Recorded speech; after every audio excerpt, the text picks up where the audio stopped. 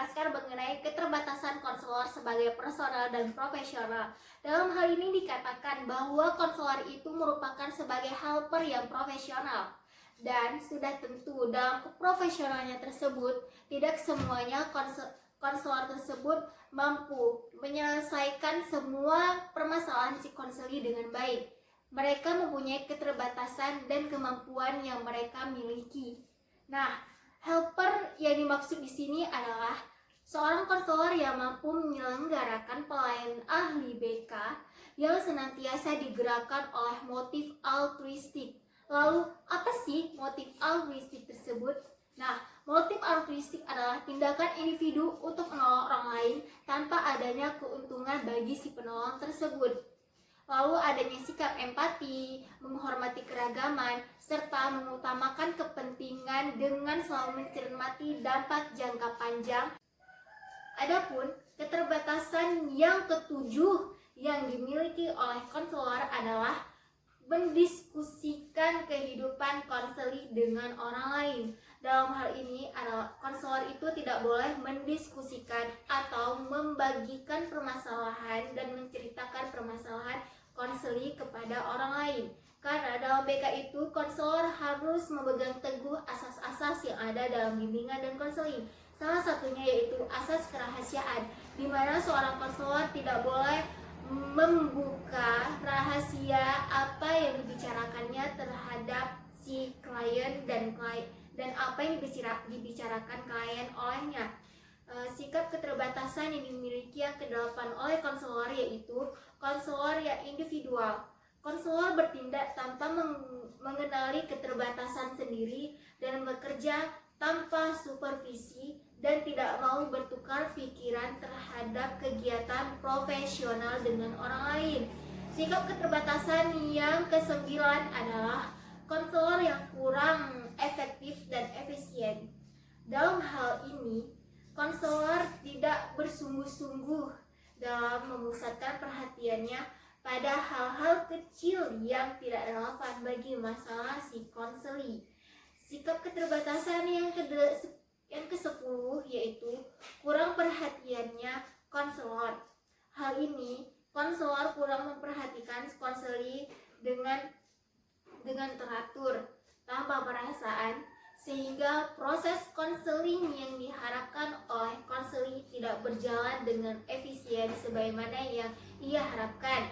Sikap keterbatasan yang ke-11 yang dimiliki oleh konselor yaitu tidak berpikir alternatif.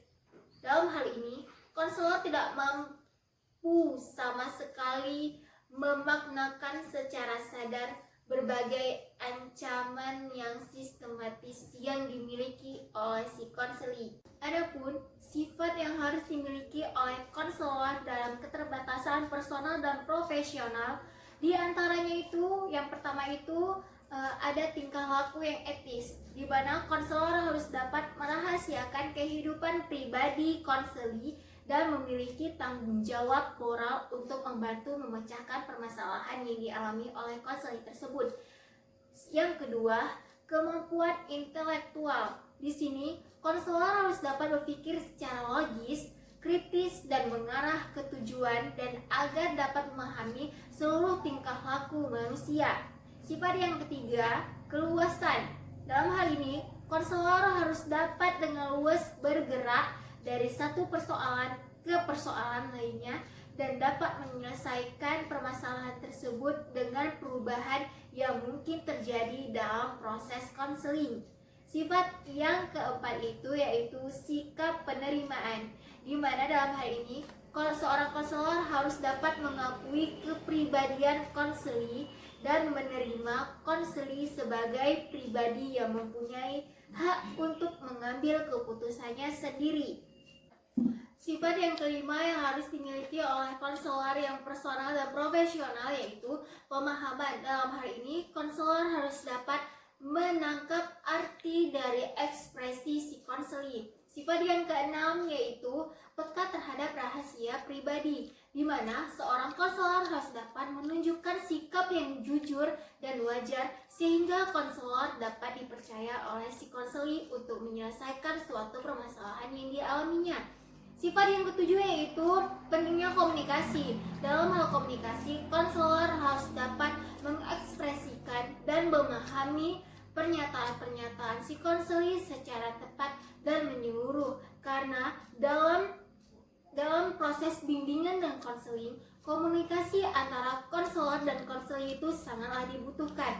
Karena dengan adanya komunikasi antara pihak konseli dan konselor itu saling menyatu dan bisa memahami satu sama lain. Dalam hal ini perlu diingat teman-teman bahwa ketujuh sifat yang disebutkan tadi itu yaitu sifat yang perlu dan sangat-sangat perlu yang harus dimiliki oleh konselor yang profesional. Karena ketujuh sifat tersebut bertujuan untuk menutupi keterbatasan yang dimiliki oleh konselor yang profesional. Karena sifat tersebut yaitu bersifat sebagai tuntutan yang memang harus dimiliki oleh seorang konselor yang profesional. Demikianlah penjelasan dari kelompok kami mengenai kekuatan dan keterbatasan personal dan profesional. Lebih dan kurang kami mohon